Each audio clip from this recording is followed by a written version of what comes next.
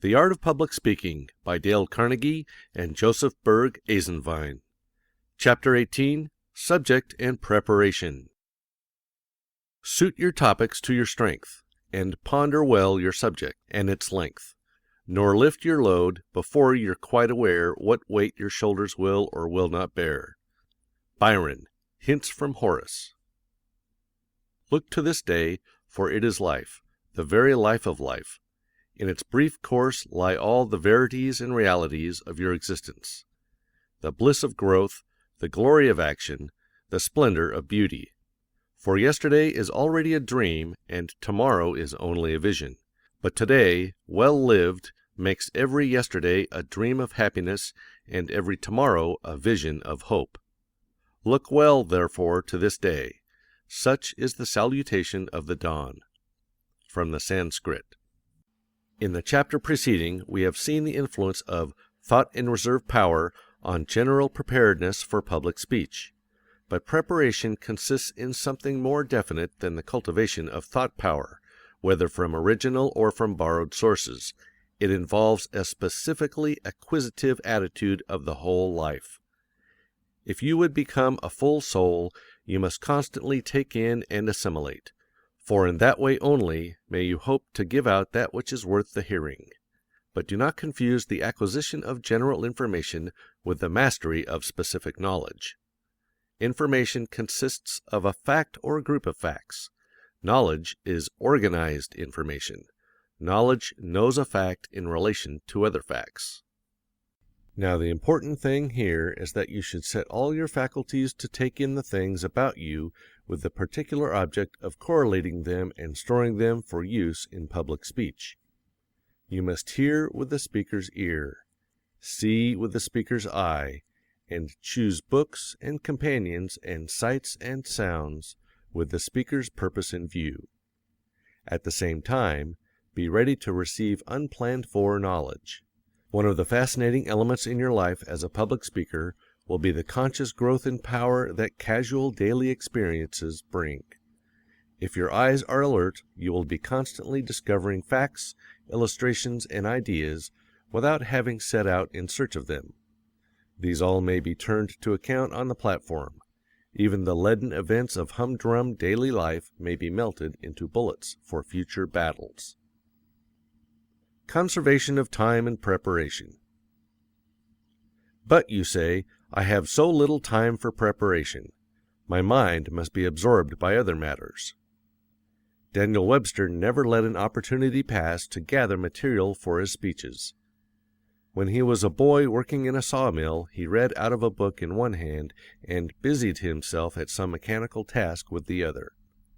In youth, Patrick Henry roamed the fields and woods in solitude for days at a time, unconsciously gathering material and impressions for his later service as a speaker. Dr. Russell H. Conwell, the man who, the late Charles A. Dana said, had addressed more hearers than any living man, used to memorize long passages from Milton while tending the boiling syrup pans in the silent New England woods at night. The modern employer would discharge a Webster of today for inattention to duty, and doubtless he would be justified. And Patrick Henry seemed only an idle chap even in those easy-going days. But the truth remains. Those who take in power and have the purpose to use it efficiently will someday win to the place in which that stored-up power will revolve great wheels of influence. Napoleon said that quarter hours decide the destinies of nations. How many quarter hours do we let drift by aimlessly? Robert Louis Stevenson conserved all his time.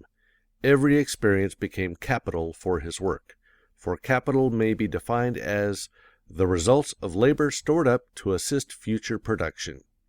He continually tried to put into suitable language the scenes and actions that were in evidence about him. Emerson says, quote, "Tomorrow will be like today. Life wastes itself whilst we are preparing to live." End quote. Why wait for a more convenient season for this broad, general preparation? The 15 minutes that we spend on the car could be profitably turned into speech capital. Procure a cheap edition of modern speeches, and by cutting out a few pages each day, and reading them during the idle minute here and there, note how soon you can make yourself familiar with the world's best speeches. If you do not wish to mutilate your book, take it with you. Most of the epoch-making books are now printed in small volumes. The daily waste of natural gas in the Oklahoma fields is equal to 10,000 tons of coal. Only about 3% of the power of the coal that enters the furnace ever diffuses itself from your electric bulb as light. The other 97% is wasted. Yet these wastes are no larger nor more to be lamented than the tremendous waste of time which, if conserved, would increase the speaker's powers to their nth degree. Scientists are making 3 ears of corn grow where 1 grew before. Efficiency engineers are eliminating useless motions and products from our factories. Catch the spirit of the age and apply efficiency to the use of the most valuable asset you possess, time. What do you do mentally with the time you spend in dressing or in shaving? Take some subject and concentrate your energies on it for a week by utilizing just the spare moments that would otherwise be wasted. You will be amazed at the result. 1 passage a day from the Book of Books, 1 golden ingot from some mastermind, 1 fully possessed thought of your own might thus be added to the treasury of your life. Do not waste your time in ways that profit you nothing. Fill the unforgiving minute with 60 seconds worth of distance run, and on the platform you will be immeasurably the gainer. Let no word of this, however, seem to decry the value of recreation. Nothing is more vital to a worker than rest, yet nothing is so vitiating to the shirker. Be sure that your recreation recreates. A pause in the midst of labors gathers strength for new effort. The mistake is to pause too long, or to fill your pauses with ideas that make life flabby. Choosing a subject. Subject and materials tremendously influence each other. This arises from the fact that there are 2 distinct ways in which a subject may be chosen, by arbitrary choice or by development from thought and reading. Arbitrary choice of one subject from among a number involves so many important considerations that no speaker ever fails to appreciate the tone of satisfaction in him who triumphantly announces, "I have a subject." Do give me a subject. How often the weary school teachers hear that cry. Then a list of themes is suggested, gone over, considered, and, in most instances, rejected, because the teacher can know but imperfectly what is in the pupil's mind. To suggest a subject in this way is like trying to discover the street on which a lost child lives, by naming over a number of streets until one strikes the little one's ear as sounding familiar. Choice by development is a very different process. It does not ask, "What shall I say?"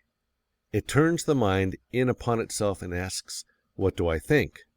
Thus, the subject may be said to choose itself, for in the process of thought or of reading, one theme rises into prominence and becomes a living germ, soon to grow into the discourse. He who has not learned to reflect is not really acquainted with his own thoughts. Hence, his thoughts are not productive.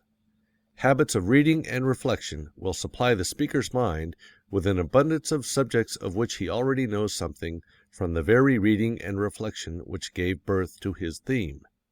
This is not a paradox, but sober truth.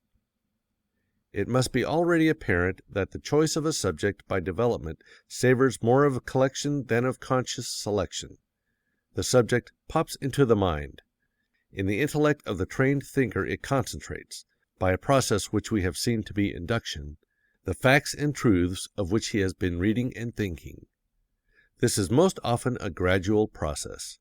The scattered ideas may be but vaguely connected at first, but more and more they concentrate and take on a single form until at length one strong idea seems to grasp the soul with irresistible force and to cry aloud, "Arise, I am your theme. Henceforth, until you transmute me by the alchemy of your inward fire into vital speech, you shall know no rest." Happy then is that speaker, for he has found a subject that grips him. Of course, experienced speakers use both methods of selection. Even a reading and reflective man is sometimes compelled to hunt for a theme from Dan to Beersheba, and then the task of gathering materials becomes a serious one. But even in such a case there is a sense in which the selection comes by development, because no careful speaker settles upon a theme which does not represent at least some matured thought. How to Attract and Hold an Audience, J. Berg Eisenwein. Deciding on the subject matter. Even when your theme has been chosen for you by someone else, there remains to you a considerable field for choice of subject matter. The same considerations, in fact, that would govern you in choosing a theme must guide in the selection of the material. Ask yourself, or someone else, such questions as these. What is the precise nature of the occasion? How large an audience may be expected? From what walks of life do they come? What is their probable attitude toward the theme? Who else will speak? Do I speak first, last, or where on the program? What are the other speakers going to talk about? What is the nature of the auditorium? Is there a desk? Could the subject be more effectively handled if somewhat modified? Precisely how much time am I to fill? It is evident that many speech misfits of subject, speaker, occasion, and place are due to failure to ask just such pertinent questions. What should be said, by whom, and in what circumstances, constitute 90% of efficiency in public address. No matter who asks you, refuse to be a square peg in a round hole. Questions of proportion. Proportion in a speech is attained by a nice adjustment of time. How fully you may treat your subject it is not always for you to say. Let 10 minutes mean neither 9 nor 11, though better 9 than 11 at all events. You wouldn't steal a man's watch, no more should you steal the time of the succeeding speaker, or that of the audience. There is no need to overstep time limits if you make your preparation adequate and divide your subject so as to give each thought its due proportion of attention, and no more. Blessed is the man that maketh short speeches, for he shall be invited to speak again. Another matter of prime importance is, what part of your address demands the most emphasis? This once decided, you will know where to place that pivotal section so as to give it the greatest strategic value, and what degree of preparation must be given to that central thought so that the vital part may not be submerged by non-essentials. Many a speaker has awakened to find that he has burnt up 8 minutes of a 10-minute speech in merely getting up steam. That is like spending 80% of your building money on the vestibule of the house. The same sense of proportion must tell you to stop precisely when you are through, and it is to be hoped that you will discover the arrival of that period before your audience does. Tapping original sources. The surest way to give life to speech material is to gather your facts at first hand. Your words come with the weight of authority when you can say, I have examined the employment rolls of every mill in this district and find that 32% of the children employed are under the legal age. No citation of authorities can equal that. You must adopt the methods of the reporter and find out the facts underlying your argument or appeal. To do so may prove laborious, but it should not be irksome, for the great world of fact teems with interest, and over and above all is the sense of power that will come to you from original investigation. To see and feel the facts you are discussing will react upon you much more powerfully than if you were to secure the facts at second hand. Live an active life among people who are doing worthwhile things. Keep eyes and ears and mind and heart open to absorb truth, and then tell of the things you know, as if you know them. The world will listen, for the world loves nothing so much as real life. How to use a library. Unsuspected treasures lie in the smallest library. Even when the owner has read every last page of his books, it is only in rare instances that he has full indexes to all of them, either in his mind or on paper, so as to make available the vast number of varied subjects touched upon or treated in volumes whose titles would never suggest such topics. For this reason it is a good thing to take an odd hour now and then to browse. Take down one volume after another and look over its table of contents and its index. It is a reproach to any author of a serious book not to have provided a full index with cross-references. Then glance over the pages, making notes, mental or physical, of material that looks interesting and usable. Most libraries contain volumes that the owner is going to read someday. A familiarity with even the contents of such books on your own shelves will enable you to refer to them when you want help. Writings read long ago should be treated in the same way. In every chapter some surprise lurks to delight you. In looking up a subject, do not be discouraged if you do not find it indexed or outlined in the table of contents.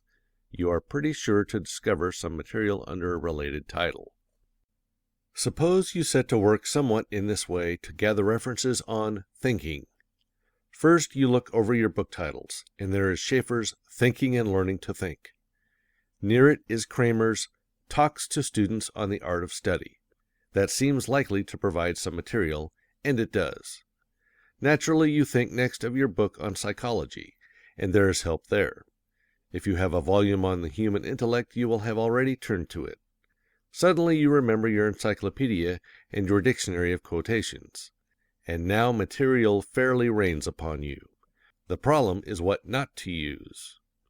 In the encyclopedia, you turn to every reference that includes or touches or even suggests thinking, and in the dictionary of quotations you do the same. The latter volume you find peculiarly helpful because it suggests several volumes to you that are on your own shelves. You never would have thought to look in them for references on this subject. Even fiction will supply help, but especially books of essays and biography. Be aware of your own resources. To make a general index to your library does away with the necessity for indexing individual volumes that are not already indexed.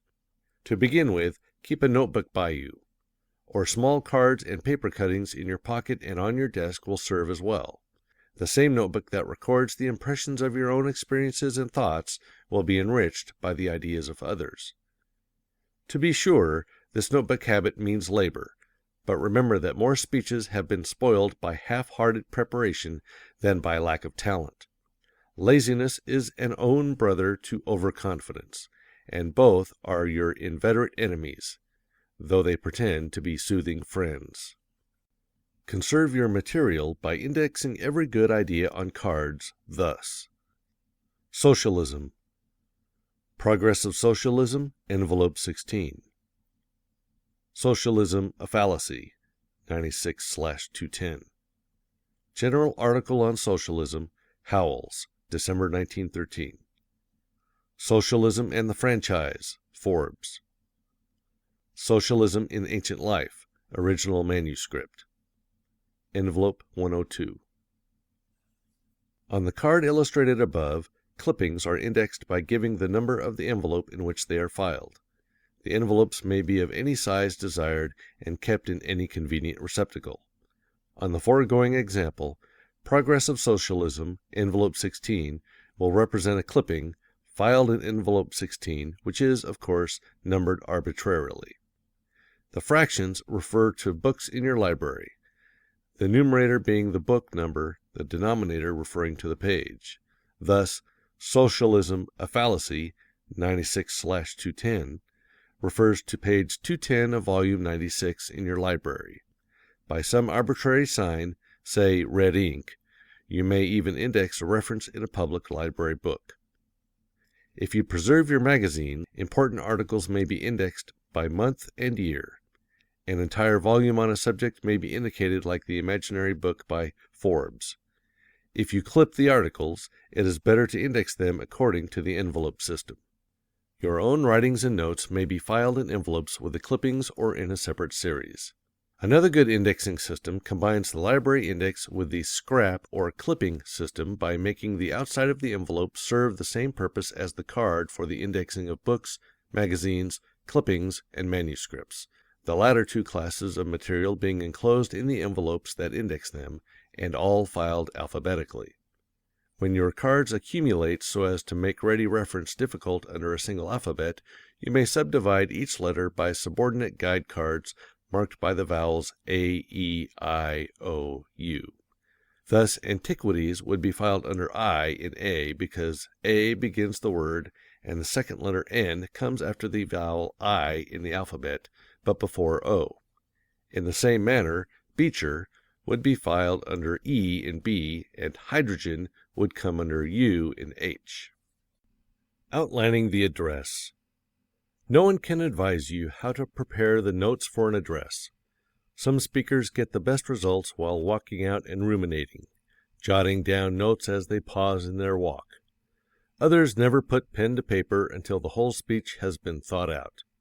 The great majority, however, will take notes, classify their notes, write a hasty first draft, and then revise the speech.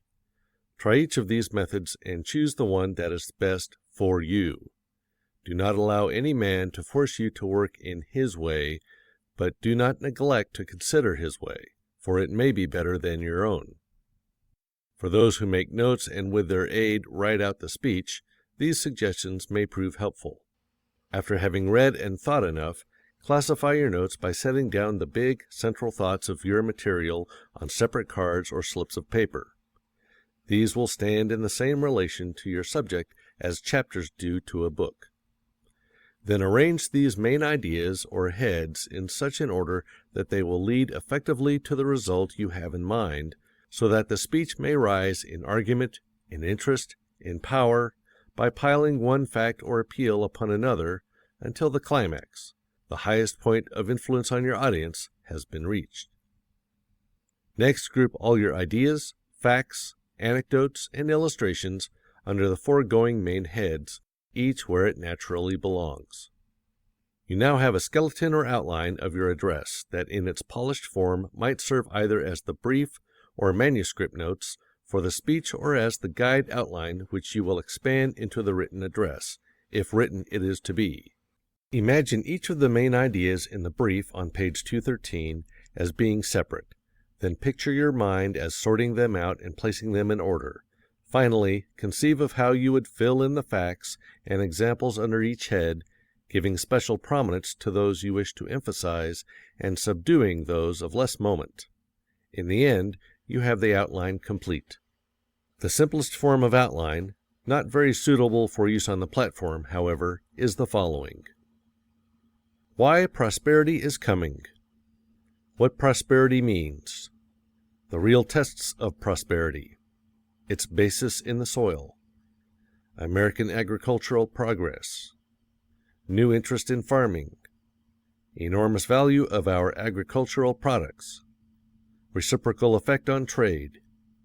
Foreign countries affected. Effects of our new internal economy. The regulation of banking and big business on prosperity. Effects of our revised attitude toward foreign markets, including our merchant marine. Summary. Obviously, this very simple outline is capable of considerable expansion under each head by the addition of facts, arguments, inferences, and examples. Here is an outline arranged with more regard for argument. Foreign immigration should be restricted. Adapted from Competition Rhetoric, Scott and Denny, page 241. 1. Fact as cause. Many immigrants are practically paupers. Proofs involving statistics or statements of authorities. 2. Fact as effect. They sooner or later fill our almshouses and become public charges. Proofs involving statistics or statements of authorities. 3. Fact as cause. Some of them are criminals. Examples of recent cases. 4. Fact as effect. They reinforce the criminal classes. Effects on our civic life. 5. Fact as cause. Many of them know nothing of the duties of free citizenship. Examples. 6. Fact as effect. Such immigrants recruit the worst element in our politics. Proofs. A more highly ordered grouping of topics and subtopics is shown in the following. Ours a Christian Nation. 1. Introduction. Why the subject is timely. Influences operative against this contention today. 2. Christianity presided over the early history of America. 1. First practical discovery by a Christian explorer. Columbus worshipped God on the new soil. 2. The Cavaliers. 3. The French Catholic settlers. 4. The Huguenots. 5. The Puritans. 3.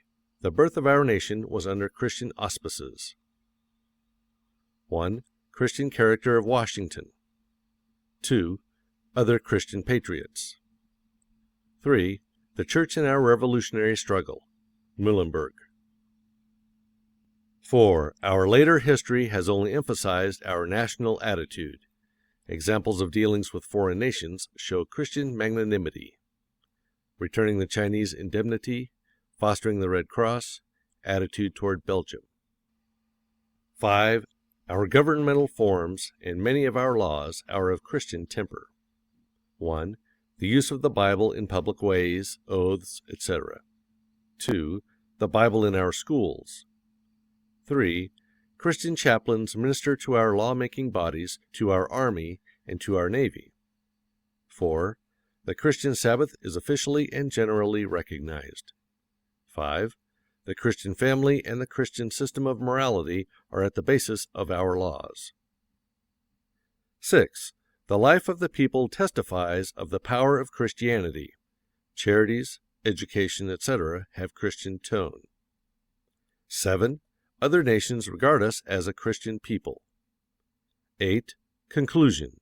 The attitude which may reasonably be expected of all good citizens toward questions touching the preservation of our standing as a Christian nation. Writing and revision. After the outline has been perfected comes the time to write the speech, if write it you must. Then, whatever you do, write it at white heat, with not too much thought of anything but the strong, appealing expression of your ideas.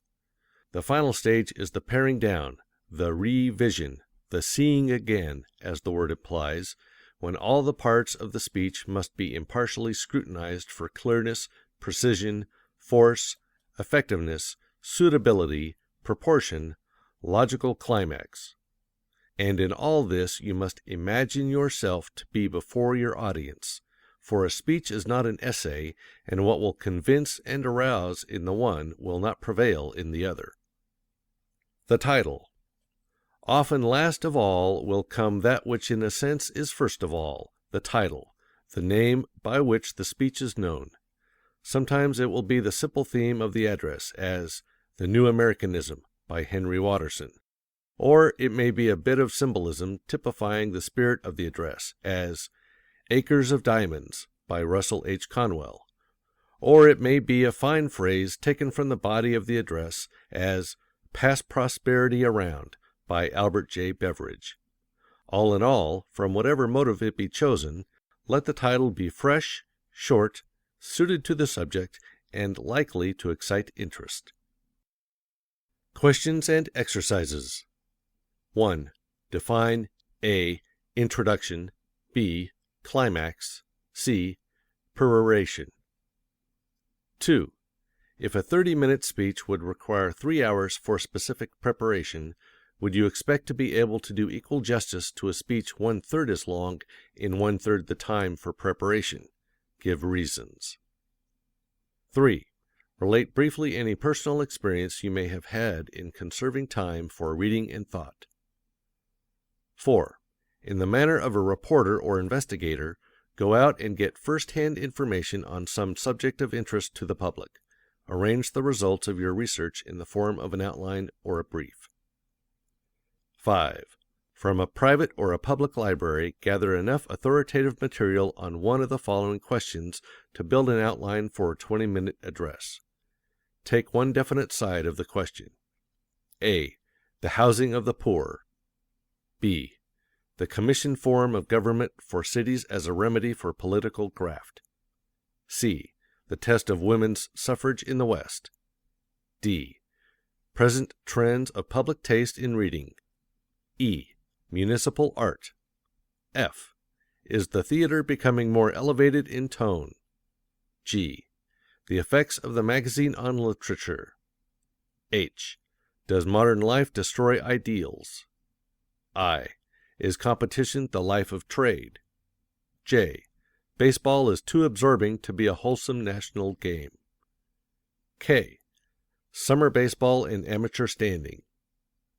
L. Does college training unfit a woman for domestic life? M. Does women's competition with man in business dull the spirit of chivalry? N. Are elective studies suited to high school courses? O. Does the modern college prepare men for preeminent leadership? P. The YMCA in its relation to the labor problem. Q. Public speaking as training in citizenship. 6. Construct the outline, examining it carefully for interest, convincing character, proportion, and climax of arrangement. Note: this exercise should be repeated until the student shows facility in synthetic arrangement. 7. Deliver the address, if possible, before an audience. 8. Make a 300-word report on the results as best you are able to estimate them. 9. Tell something of the benefits of using a periodical or cumulative index. 10. Give a number of quotations suitable for a speaker's use that you have memorized in off moments. 11. In the manner of the outline on page 213, analyze the address on pages 78 and 79, the history of liberty. 12. Give an outline analysis, from notes or memory, of an address or sermon to which you have listened for this purpose. 13. Criticize the address from a structural point of view. 14. Invent titles for any 5 of the themes in Exercise 5. 15. Criticize the titles of any 5 chapters of this book, suggesting better ones. 16. Criticize the title of any lecture or address of which you know. End of section 18. Section 19. Influencing by Exposition. Speak not at all, in any wise, till you have somewhat to speak. Care not for the reward of your speaking, but simply and with undivided mind for the truth of your speaking. Thomas Carlyle, Essay on Biography. A complete discussion of the rhetorical structure of public speeches requires a fuller treatise than can be undertaken in a work of this nature. Yet, in this chapter and in the succeeding ones on description, narration, argument, and pleading, the underlying principles are given and explained as fully as need be for a working knowledge, and adequate book references are given for those who would perfect themselves in rhetorical art. The nature of exposition. In the word expose, to lay bare, to uncover, to show the true inwardness of, we see the foundation idea of exposition. It is the clear and precise setting forth of what the subject really is. It is explanation. Exposition does not draw a picture, for that would be description. To tell in exact terms what the automobile is, to name its characteristic parts and explain their workings, would be exposition. So would an explanation of the nature of fear. But to create a mental image of a particular automobile, with its glistening body, graceful lines, and great speed, would be description, and so would a picturing of fear acting on the emotions of a child at night. Exposition and description often intermingle and overlap, but fundamentally they are distinct. Their differences will be touched upon again in the chapter on description. Exposition, furthermore, does not include an account of how events happened. That is narration. When Peary lectured on his polar discoveries, he explained the instrument used for determining latitude and longitude. That was exposition. In picturing his equipment, he used description. In telling of his adventures day by day, he employed narration. In supporting some of his contentions, he used argument. Yet he mingled all these forms throughout the lecture. Neither does exposition deal with reasons and inferences. That is the field of argument. A series of connected statements intended to convince a prospective buyer that one automobile is better than another, or proofs that the appeal to fear is a wrong method of discipline, would not be exposition.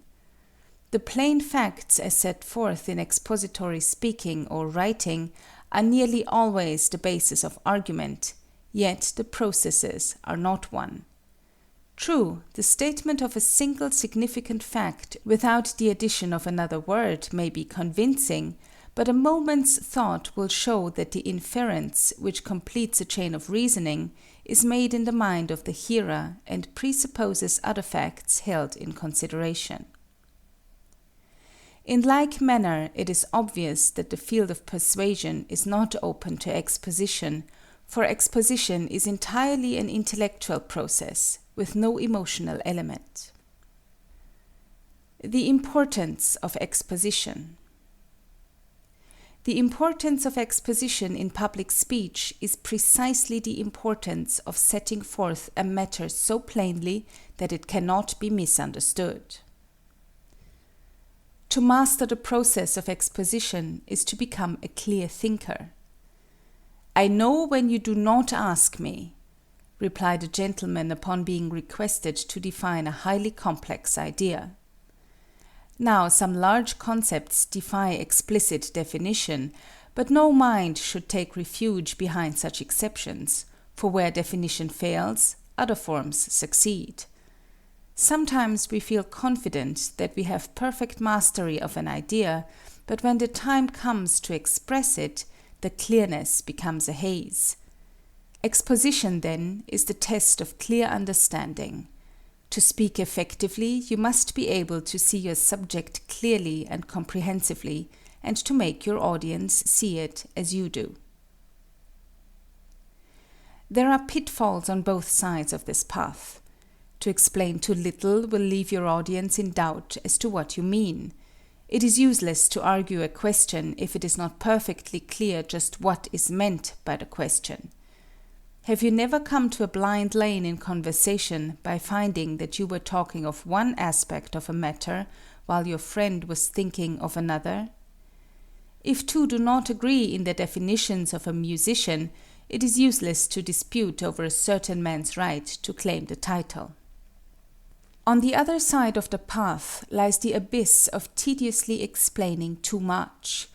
That offends because it impresses the hearers that you either do not respect their intelligence or are trying to blow a breeze into a tornado. Carefully estimate the probable knowledge of your audience, both in general and of the particular point you are explaining. In trying to simplify, it is fatal to sillify. To explain more than is needed for the purposes of your argument or appeal is to waste energy all around. In your efforts to be explicit, do not press exposition to the extent of dullness. The confines are not far distant, and you may arrive before you know it. Some purposes of exposition. From what has been said, it ought to be clear that, primarily, exposition weaves a cord of understanding between you and your audience. It lays, furthermore, a foundation of fact on which to build later statements, arguments, and appeals. In scientific and purely information speeches, exposition may exist by itself and for itself, as in a lecture on biology or on psychology. But in the vast majority of cases, it is used to accompany and prepare the way for the other forms of discourse. Clearness, precision, accuracy, unity, truth, and necessity. These must be the constant standards by which you test the efficiency of your expositions, and, indeed, that of every explanatory statement. This dictum should be written on your brain in letters most plain, and let this apply not alone to the purposes of exposition, but in equal measure to your use of the methods of exposition. The various ways along which a speaker may proceed in exposition are likely to touch each other now and then, and even when they do not meet and actually overlap, they run so nearly parallel that the roads are sometimes distinct rather in theory than in any more practical respect. Definition, the primary expository method, is a statement of precise limits. Obviously, here the greatest care must be exercised that the terms of definition should not themselves demand too much definition, that the language should be concise and clear, and that the definition should neither exclude nor include too much. The following is a simple example. To expound is to set forth the nature, the significance, the characteristics, and the bearing of an idea or a group of ideas. Arlo Bates, Talks on Writing English. Contrast and antithesis are often used effectively to amplify definition, as in this sentence, which immediately follows the above-cited definition. Exposition therefore differs from description in that it deals directly with the meaning or intent of its subject instead of with its appearance. This antithesis forms an expansion of the definition, and as such it might have been still further extended. In fact, this is a frequent practice in public speech, where the minds of the hearers often ask for reiteration and expanded statement to help them grasp a subject in its several aspects. This is the very heart of exposition, to amplify and clarify all the terms by which a matter is defined. Example is another method of amplifying a definition or of expounding an idea more fully. The following sentences immediately succeed Mr. Bates' definition and contrast just quoted. A good deal which we are accustomed inexactly to call description is really exposition.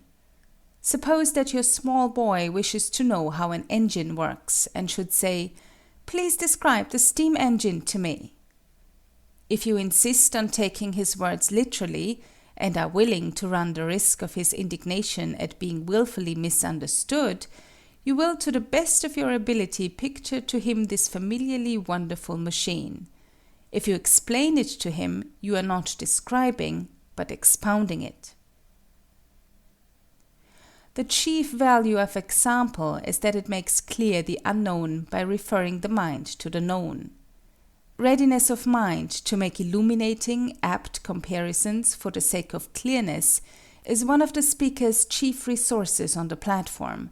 It is the greatest of all teaching gifts. It is a gift, moreover, that responds to cultivation. Read the 3 extracts from Arlo Bates, as their author delivered them, as one passage, and see how they melt into one, each part supplementing the other most helpfully. Analogy, which calls attention to similar relationships in objects not otherwise similar, is one of the most useful methods of exposition. The following striking specimen is from Beecher's Liverpool speech. A savage is a man of one story, and that one story a cellar. When a man begins to be civilized, he raises another story. When you Christianize and civilize the man, you put story upon story, for you develop faculty after faculty, and you have to supply every story with your productions. Discarding is a less common form of platform explanation. It consists in clearing away associated ideas so that the attention may be centered on the main thought to be discussed.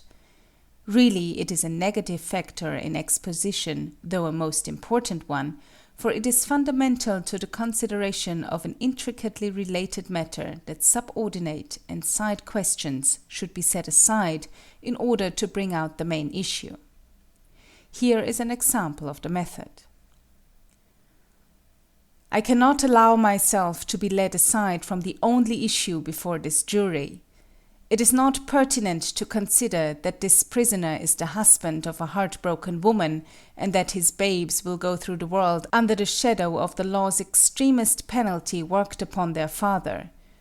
We must forget the venerable father and the mother whom Heaven in pity took before she learned of her son's disgrace.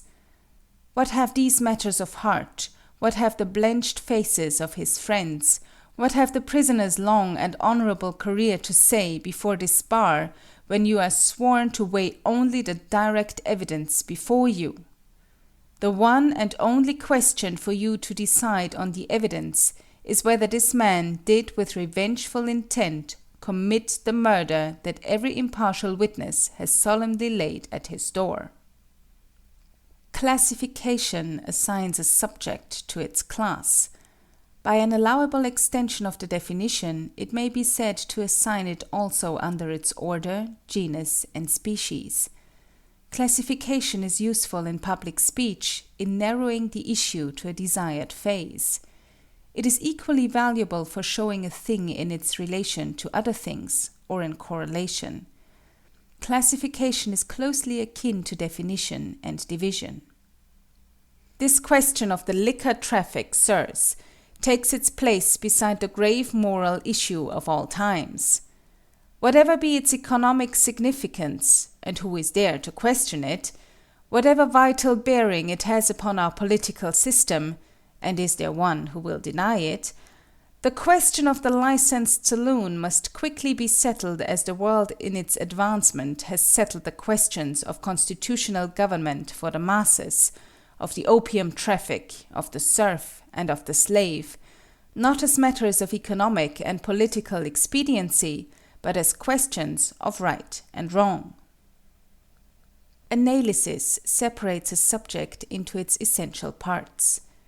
This it may do by various principles. For example, analysis may follow the order of time, geologic eras, order of place, geographic facts, logical order, a sermon outline, order of increasing interest or procession to a climax, a lecture on 20th century poets, and so on.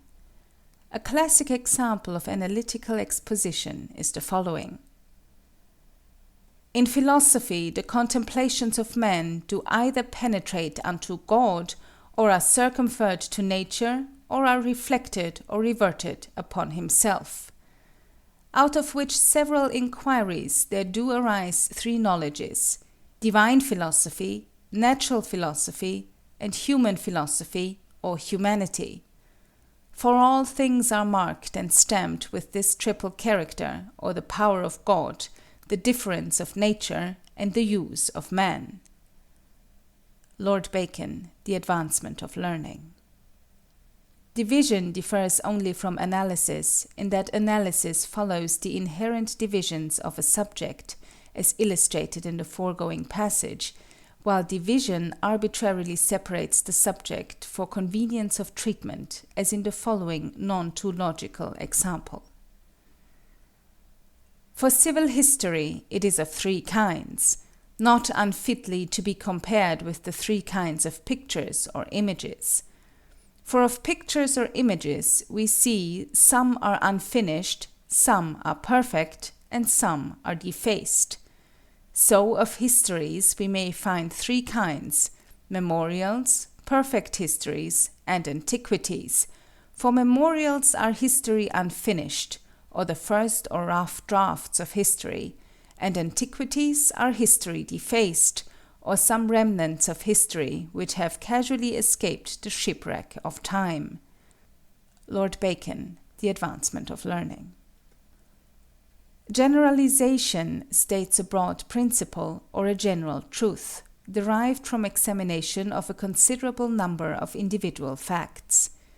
This synthetic exposition is not the same as argumentative generalization, which supports a general contention by citing instances in proof.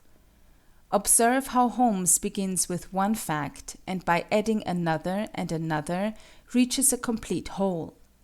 This is one of the most effective devices in the public speaker's repertory. Take a hollow cylinder, the bottom closed while the top remains open, and pour in water to the height of a few inches. Next, cover the water with a flat plate or piston, which fits the interior of the cylinder perfectly. Then apply heat to the water, and we shall witness the following phenomena.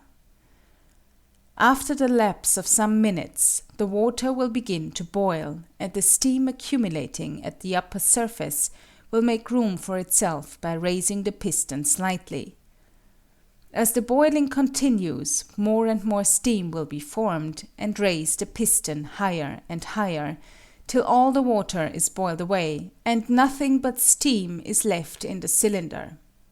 Now this machine, consisting of cylinder, piston, water, and fire, is the steam engine in its most elementary form. For a steam engine may be defined as an apparatus for doing work by means of heat applied to water, and since raising such a weight as the piston is a form of doing work, this apparatus, clumsy and inconvenient though it may be, answers the definition precisely. Reference to experience is one of the most vital principles in exposition, as in every other form of discourse. Reference to experience, as here used, means reference to the known. The known is that which the listener has seen, heard, read, felt, believed, or done, and which still exists in his consciousness, his stock of knowledge. It embraces all those thoughts, feelings, and happenings which are to him real. Reference to experience, then, means coming into the listener's life. The vast results obtained by science are won by no mystical faculties, by no mental processes other than those which are practiced by every one of us in the humblest and meanest affairs of life. A detective policeman discovers a burglar from the marks made by his shoe, by a mental process identical with that by which Cuvier restored the extinct animals of Montmartre from fragments of their bones. Nor does that process of induction and deduction by which a lady, finding a stain of a particular kind upon her dress, concludes that somebody has upset the inkstand thereon, differ in any way from that by which Adams and Leverrier discovered a new planet. The man of science, in fact, simply uses with scrupulous exactness the methods which we all habitually and at every moment use carelessly. Thomas Henry Huxley, Lay Sermons. Do you set down your name in the scroll of youth, that are written down old with all the characters of age? Have you not a moist eye, a dry hand, a yellow cheek, a white beard, a decreasing leg, an increasing belly?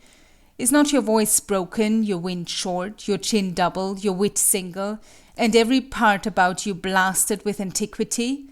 And will you yet call yourself young? Fie, fie, fie, Sir John! Shakespeare, The Merry Wives of Windsor. Finally, in preparing expository material, ask yourself these questions regarding your subject. What is it, and what is it not? What is it like and unlike? What are its causes and effects? How shall it be divided? With what subjects is it correlated? What experiences does it recall? What examples illustrate it? Questions and exercises. 1. What would be the effect of adhering to any one of the forms of discourse in a public address? 2. Have you ever heard such an address? 3. Invent a series of examples illustrative of the distinctions made on pages 232 and 233. 4. Make a list of 10 subjects that might be treated largely, if not entirely, by exposition. 5. Name the 6 standards by which expository writing should be tried. 6. Define any one of the following: A. Storage battery. B. A free hand. C. Sailboat. D. The big stick. E. Nonsense. F. A good sport. G. Short story. H. Novel. I. Newspaper. J. Politician. K. Jealousy. L. Truth. M. Matinee girl. N. College honors system. O. Modish. P. Slum. Q. Settlement work. R. Forensic. 7. Amplify the definition by antithesis. 8. Invent 2 examples to illustrate the definition of question 6. 9. Invent 2 analogies for the same subject of question 6. 10. Make a short speech based on one of the following: A. Wages and salary. B. Master and man. C. War and peace. D. Home and the boarding house. E. Struggle and victory. F. Ignorance and ambition. 11.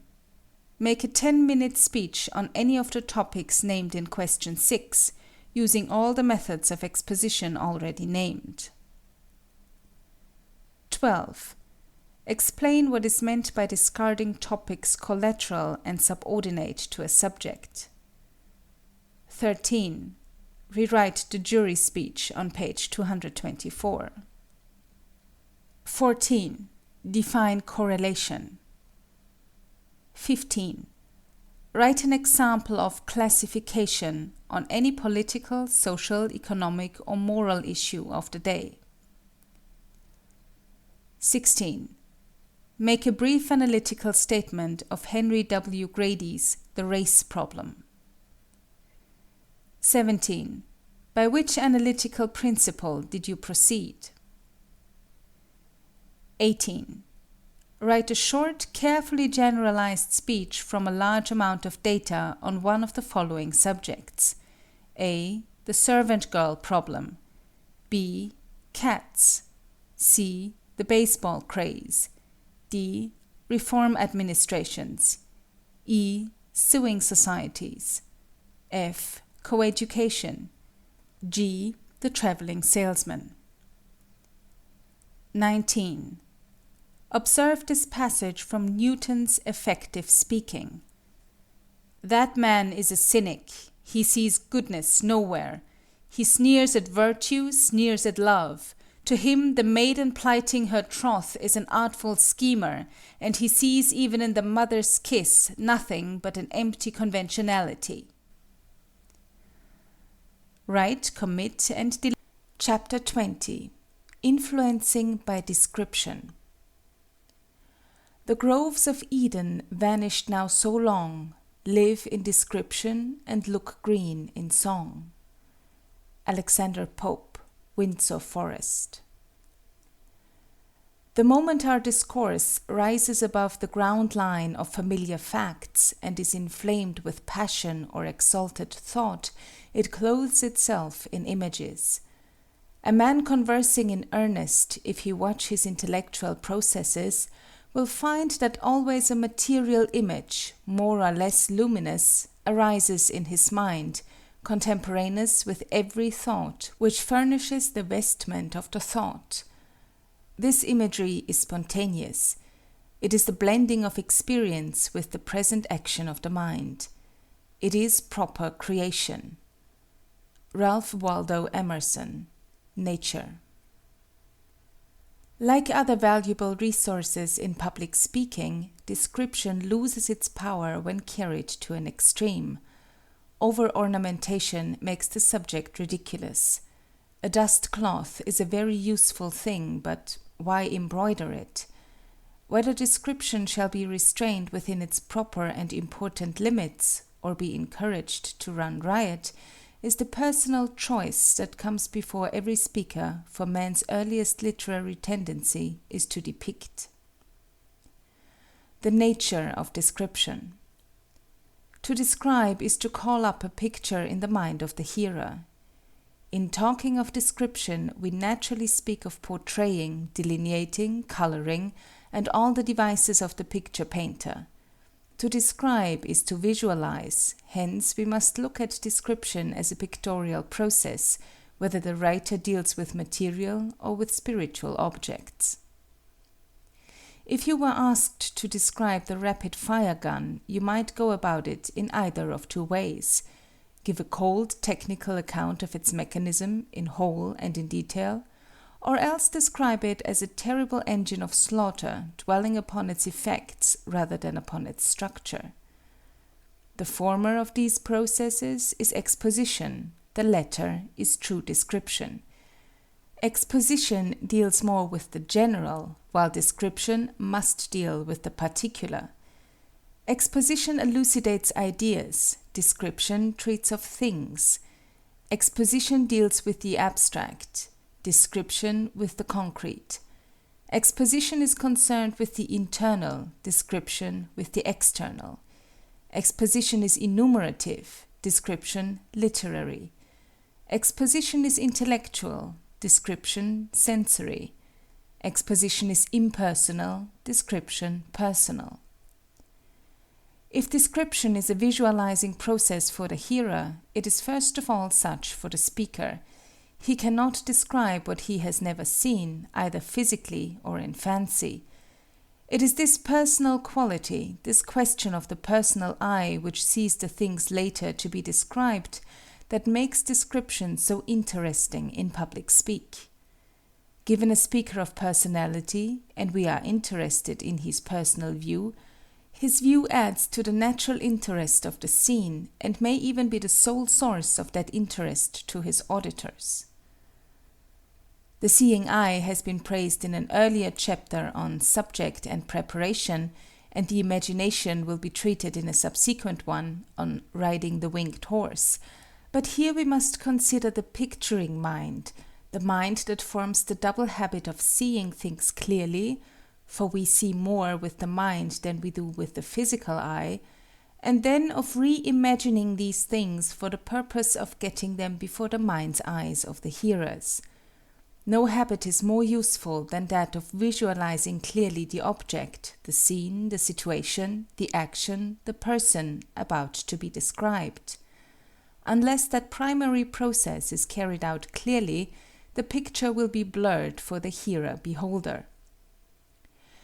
In a work of this nature, we are concerned with the rhetorical analysis of description and with its methods, only so far as may be needed for the practical purposes of the speaker.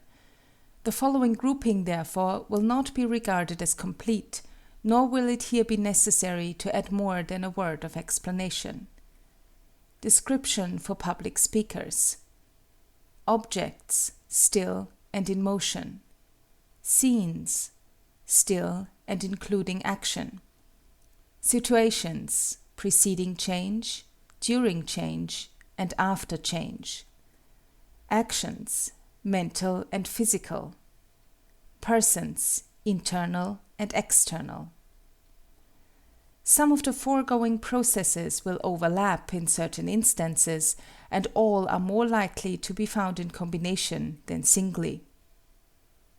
When description is intended solely to give accurate information, as to delineate the appearance, not the technical construction of the latest Zeppelin airship, it is called scientific description and is akin to exposition. When it is intended to present a free picture for the purpose of making a vivid impression, it is called artistic description. With both of these, the public speaker has to deal, but more frequently with the latter form.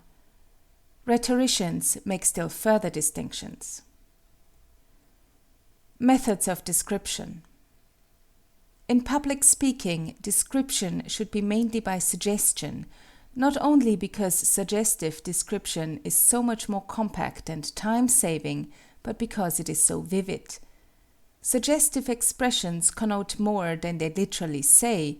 They suggest ideas and pictures to the mind of the hearer, which supplement the direct words of the speaker. When Dickens, in his Christmas Carol, says, In came Mrs. Fezziwig, one vast substantial smile.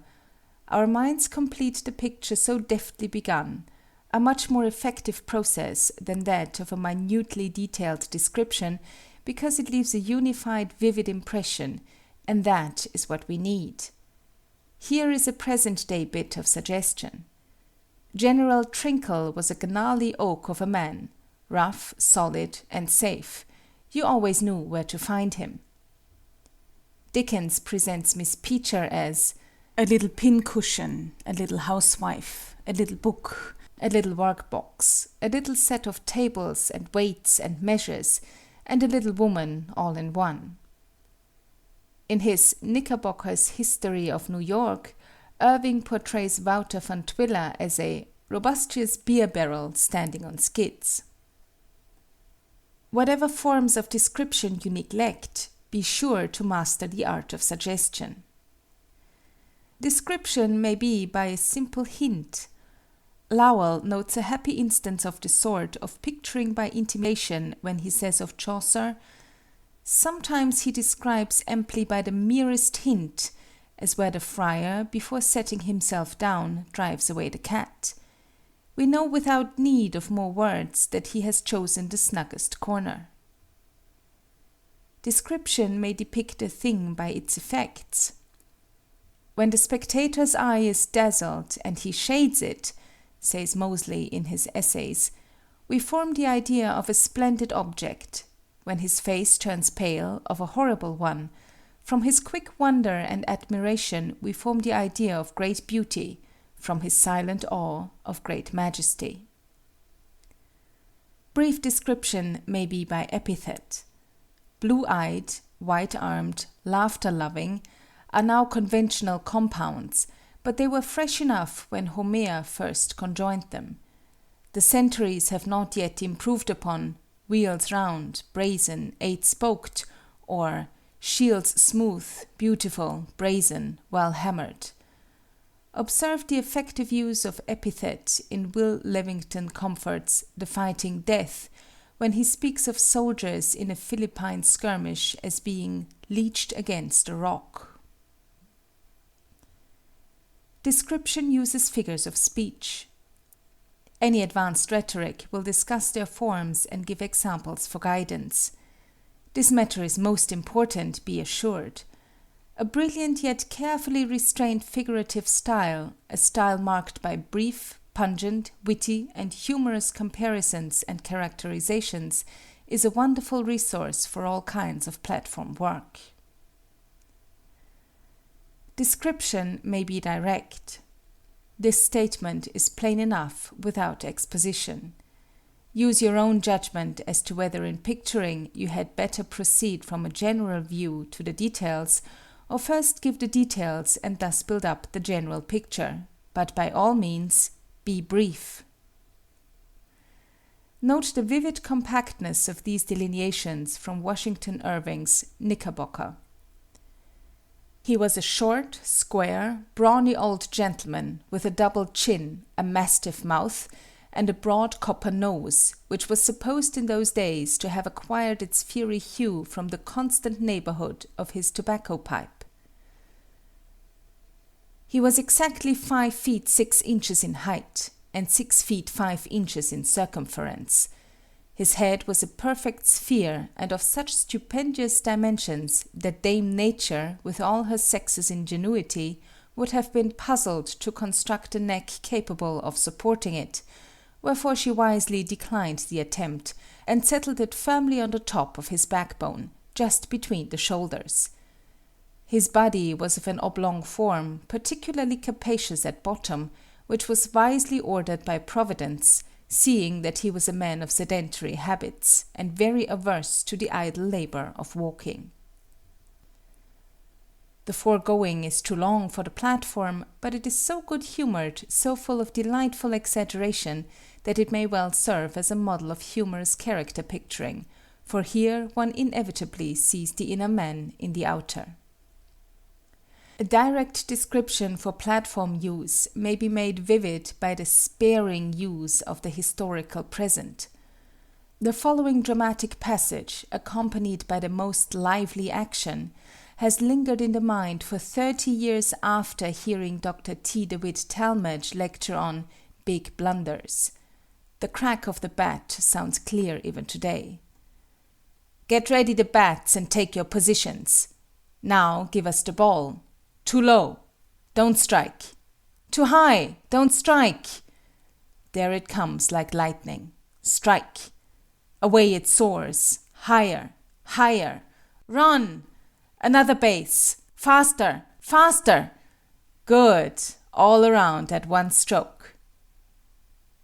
Observe the remarkable way in which the lecturer fused speaker, audience, spectators, and players into one excited, ecstatic whole, just as you have found yourself starting forward in the seat at the delivery of the ball with 3 on and 2 down in the 9th inning. Notice too how, perhaps unconsciously, Talmage painted the scene in Homer's characteristic style, not as having already happened, but as happening before your eyes. If you have attended many travel talks, you must have been impressed by the painful extremes to which the lecturers go. With a few notable exceptions, their language is either over-ornate or crude. If you would learn the power of words to make scenery, yes, even houses, palpitate with poetry and human appeal, read Lafcadio Hearn, Robert Louis Stevenson, Pierre Loti, and Edmondo de Amicis. Blue distant, a mountain of carven stone appeared before them, the temple lifting to heaven its wilderness of chiseled pinnacles, flying to the sky the golden spray of its decorations. Lafcadio Hearn, Chinese Ghosts. The stars were clear, colored, and jewel-like, but not frosty. A faint silvery vapor stood for the Milky Way. All around me the black fir points stood upright and stock still. By the whiteness of the pack saddle I could see Modestine walking round and round at the length of her tether. I could hear her steadily munching at the sward, but there was not another sound save the indescribable quiet talk of the runnel over the stones. Robert Louis Stevenson, Travels with a Donkey. It was full autumn now, late autumn, with the nightfalls gloomy, and all things growing dark early in the old cottage, and all the Breton land looking sombre too. The very days seemed but twilight. Immeasurable clouds, slowly passing, would suddenly bring darkness at broad noon.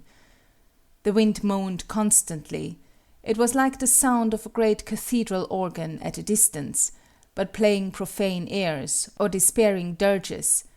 At other times it would come close to the door and lift up a howl like wild beasts. Pierre Loti, an Iceland fisherman. I see the great refectory, where a battalion might have drilled.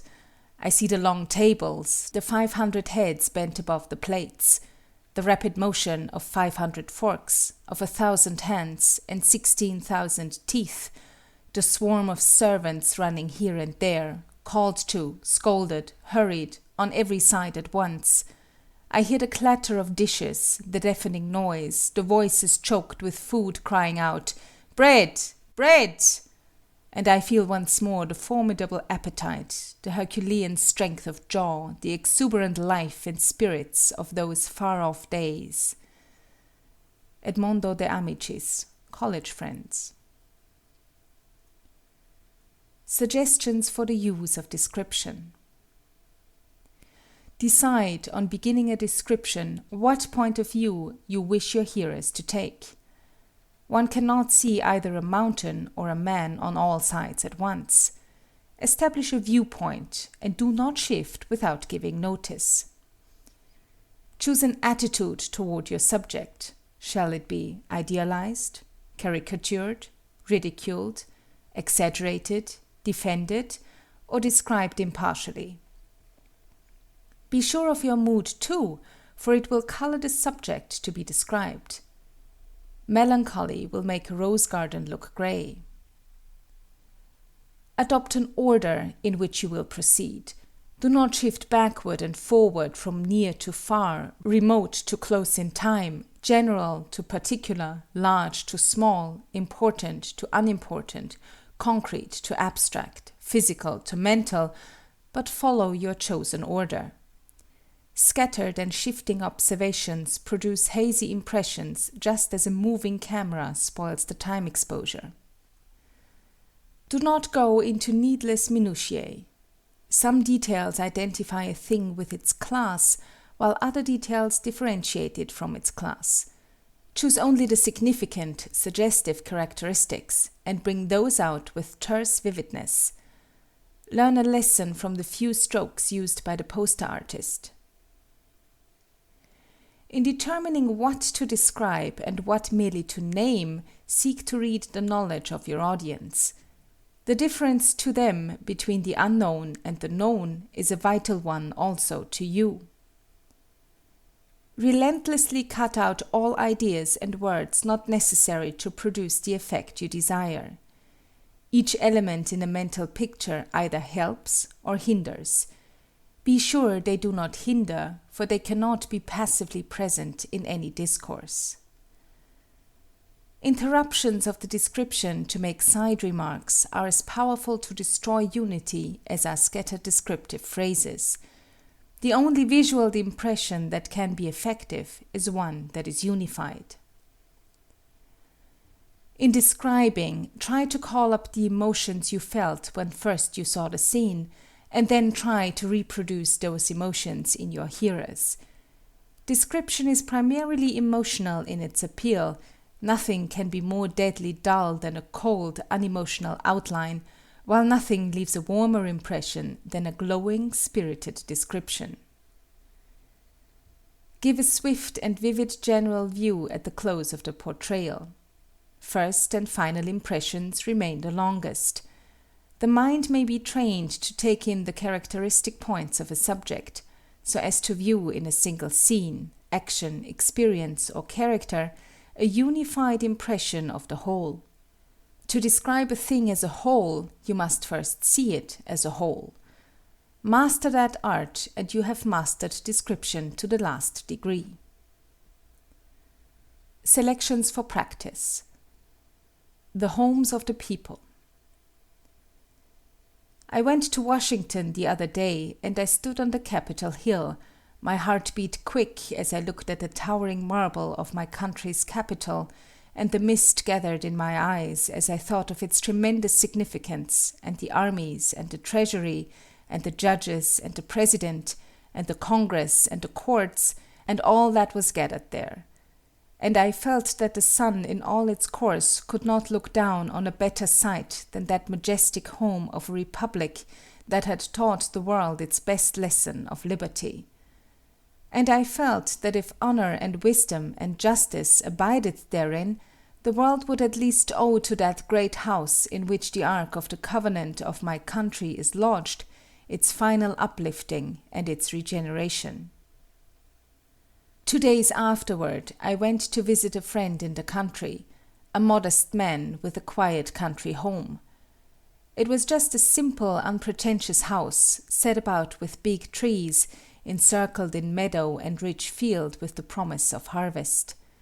The fragrance of the pink and hollyhock in the front yard was mingled with the aroma of the orchard and of the gardens, and resonant with the cluck of poultry and the hum of bees. Inside was quiet, cleanliness, thrift, and comfort. There was the old clock that had welcomed, in steady measure, every newcomer to the family, that had ticked the solemn requiem of the dead, and had kept company with the watcher at the bedside.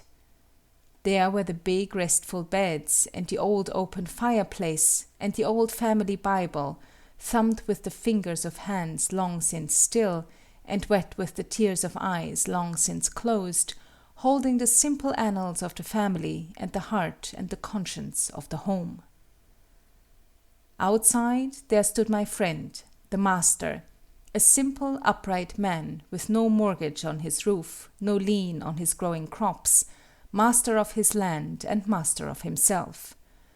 There was his old father, an aged, trembling man, but happy in the heart and home of his son, and as they started to their home, the hands of the old man went down on the young man's shoulder, laying there the unspeakable blessing of the honored and grateful father, and ennobling it with the knighthood of the fifth commandment.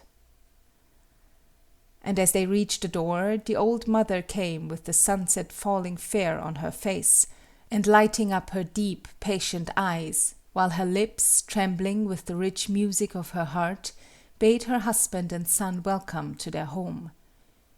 Beyond was the housewife, busy with her household cares, clean of heart and conscience, the buckler and helpmeet of her husband. Down the lane came the children, trooping home after the cows, seeking as truant birds do the quiet of their home nest. And I saw the night come down on that house, falling gently as the wings of the unseen dove. And the old man, while a startled bird called from the forest, and the trees were shrill with the cricket's cry, and the stars were swarming in the sky, got the family around him, and, taking the old Bible from the table, called them to their knees, the little baby hiding in the folds of his mother's dress, while he closed the record of that simple day by calling down God's benediction on that family and that home. And while I gazed, the vision of that marble capital faded. Forgotten were its treasures and its majesty, and I said, "Oh, surely here in the homes of the people are lodged at last the strength and the responsibility of this government, the hope and the promise of this republic." Henry W. Grady. Suggestive scenes. One thing in life calls for another. There is a fitness in events and places. The sight of a pleasant arbor puts it in our mind to sit there. One place suggests work, another idleness, a third early rising and long rambles in the dew. The effect of night, of any flowing water, of lighted cities, of the peep of day, of ships of the open ocean, calls up in the mind an army of anonymous desires and pleasures. Something we feel should happen, we know not what, yet we proceed in quest of it. And many of the happiest hours in life fleet by us in this vain attendance on the genius of the place and moment. It is thus that tracts of young fir and low rocks that reach into deep soundings particularly delight and torture me. Something must have happened in such places, and perhaps ages back to members of my race, and when I was a child I tried to invent appropriate games for them, as I still try, just as vainly, to fit them with the proper story. Some places speak distinctly. Certain dank gardens cry aloud for a murder, certain old houses demand to be haunted, certain coasts are set aside for shipwreck. Other spots again seem to abide their destiny, suggestive and impenetrable, miching malecho. The inn at Burford Bridge, with its arbors and green garden and silent, eddying river, though it is known already as the place where Keats wrote some of his Endymion and Nelson parted from his Emma, still seems to wait the coming of the appropriate legend. Within these ivied walls, behind these old green shutters, some further business smoulders, waiting for its hour. The old Hawes Inn at the Queen's Ferry makes a similar call upon my fancy.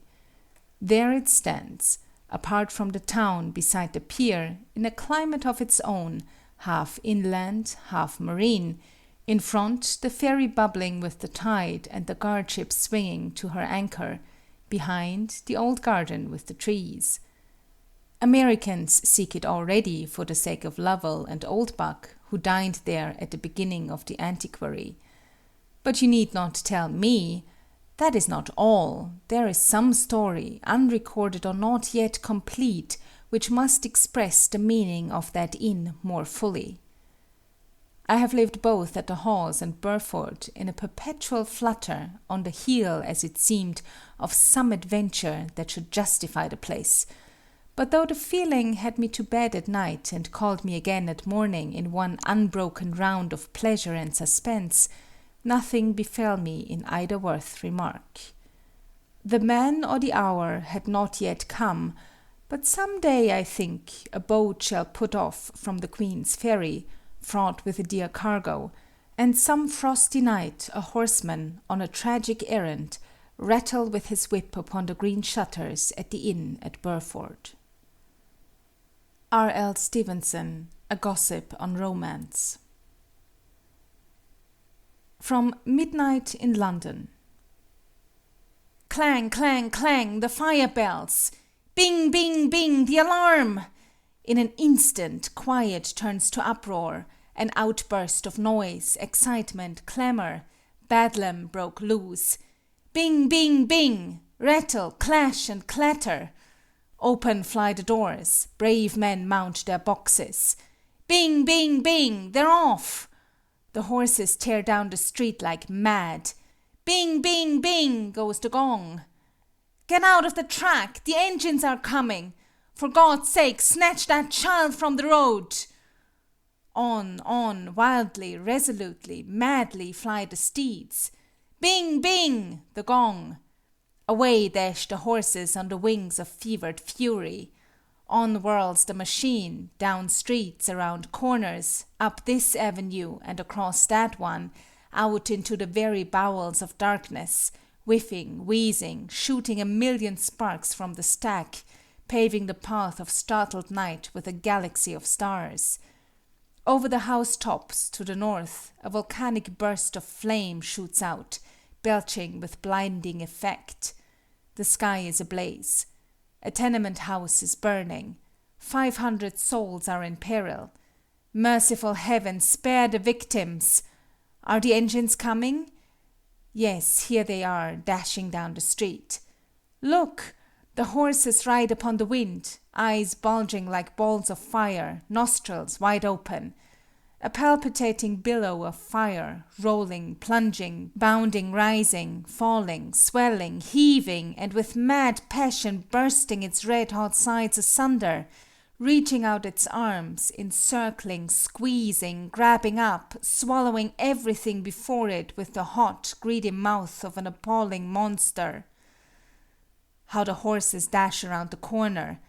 Animal instinct, say you? Ay, more. Brute reason. Up the ladders, men! The towering building is buried in bloated banks of savage, biting elements. Forked tongues dart out and in, dodge here and there, up and down, and wind their cutting edges around every object. A crash, a dull, explosive sound, and a puff of smoke leaps out. At the highest point upon the roof stands a dark figure in a desperate strait, the hands making frantic gestures, the arms swinging wildly, and then the body shoots off into frightful space, plunging upon the pavement with a revolting thud. The man's arm strikes a bystander as he darts down. The crowd shudders, sways, and utters a low murmur of pity and horror. The faint-hearted lookers-on hide their faces. One woman swoons away. "Poor fellow! Dead!" exclaims a laborer as he looks upon the man's body. "Aye, Joe, and I knew him well, too. He lived next door to me, 5 flights back. He leaves a widowed mother and 2 wee bits of orphans. I helped him bury his wife a fortnight ago. Ah, Joe, but it's hard lines for the orphans." A ghastly hour moves on, dragging its regiment of panic in its trail and leaving crimson blotches of cruelty along the path of night. "Are they all out, firemen?" "Aye, aye, sir." "No, they're not. There's a woman in the top window holding a child in her arms, over yonder in the right-hand corner. The ladders, there! £100 to the man who makes the rescue." A dozen start. One man more supple than the others and reckless in his bravery clambers to the top rung of the ladder. "Too short!" he cries. "Hoist another!" Up it goes. He mounts to the window, fastens the rope, lashes mother and babe, swings them off into ugly emptiness, and lets them down to be rescued by his comrades. "Bravo, firemen!" shouts the crowd. A crash breaks through the uproar of crackling timbers. Look alive up there! Great God, the roof has fallen! The walls sway, rock, and tumble in with a deafening roar. The spectators cease to breathe. The cold truth reveals itself. The fireman has been carried into the seething furnace. An old woman, bent with the weight of age, rushes through the fire line, shrieking, raving, and wringing her hands and opening her heart of grief. Poor John, he was all I had. And a brave lad he was too. But he's gone now. He lost his own life in saving two more, and now he's there, away in there, she repeats, pointing to the cruel oven. The engines do their work. The flames die out. An eerie gloom hangs over the ruins like a formidable blackened pall. And the noon of night is past. Arden Jones Foster. Questions and answers. 1. Write 2 paragraphs on one of these: the racehorse, the motorboat, golfing, tennis. Let the first be pure exposition and the second pure description. 2. Select your own theme and do the same in 2 short extemporaneous speeches. 3. Deliver a short original address in the over-ornamented style. 4. A. Point out its defects. B. Recast it in a more effective style. C. Show how the one surpasses the other. 5. Make a list of 10 subjects which lend themselves to description in the style you prefer. 6. Deliver a 2-minute speech on any one of them, using chiefly, but not solely, description. 7. For 1 minute, look at any object, scene, action, picture, or person you choose. Take 2 minutes to arrange your thoughts, and then deliver a short description, all without making written notes. 8. In what sense is description more personal than exposition? 9. Explain the difference between a scientific and an artistic description. 10. In the style of Dickens and Irving, write 5 separate sentences describing 5 characters by means of suggestion, 1 sentence to each. 11. Describe a character by means of a hint after the manner of Chaucer. 12. Read aloud the following with special attention to gesture. His very throat was moral. You saw a good deal of it. You looked over a very low fence of white cravat, whereof no man had ever beheld the tie, for he fastened it behind, and there it lay, a valley between 2 jutting heights of collar, serene and whiskerless before you. It seemed to say, on the part of Mr. Pecksniff, "There is no deception, ladies and gentlemen, all is peace. A holy calm pervades me." So did his hair, just grizzled with an iron gray, which was all brushed off his forehead and stood bolt upright, or slightly drooped in kindred action with his heavy eyelids. So did his person, which was sleek though free from corpulency. So did his manner, which was soft and oily. In a word, even his plain black suit and state of widower and dangling double eyeglass all tended to the same purpose, and cried aloud, "Behold the moral Pecksniff!" Charles Dickens, Martin Chuzzlewit. 13. Which of the following do you prefer, and why? She was a blooming lass of fresh 18, plump as a partridge, ripe and melting, and rosy-cheeked as one of her father's peaches. Irving. She was a splendidly feminine girl, as wholesome as a November pippin and no more mysterious than a window pane. O. Henry. Small, shining, neat, methodical, and buxom was Miss Peecher, cherry-cheeked and tuneful of voice. Dickens. 14. Invent 5 epithets and apply them as you choose. 15. A. Make a list of 5 figures of speech. B. Define them. C. Give an example, preferably original, under each. 16. Pick out the figures of speech in the address by Grady. 17. Invent an original figure to take the place of anyone in Grady's speech. 18. What sort of figures do you find in the selection from Stevenson? 19. What methods of description does he seem to prefer? 20.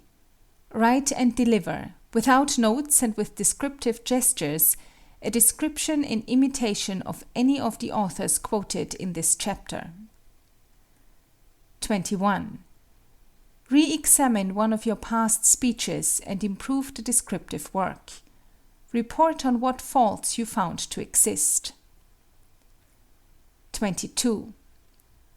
Deliver an extemporaneous speech describing any dramatic scene in the style of Midnight in London. 23. Describe an event in your favorite sport in the style of Dr. Talmage. Be careful to make the delivery effective. 24. Criticize, favorably or unfavorably, the descriptions of any travel talk you may have heard recently. 25. Deliver a brief original travel talk as though you were showing pictures. 26. Recast the talk and deliver it without pictures. End of section 20. Chapter 21. Influencing by Narration. The art of narration is the art of writing in hooks and eyes. The principle consists in making the appropriate thought follow the appropriate thought, the proper fact the proper fact, in first preparing the mind for what is to come, and then letting it come. Walter Bagehot, Literary Studies. Our very speech is curiously historical.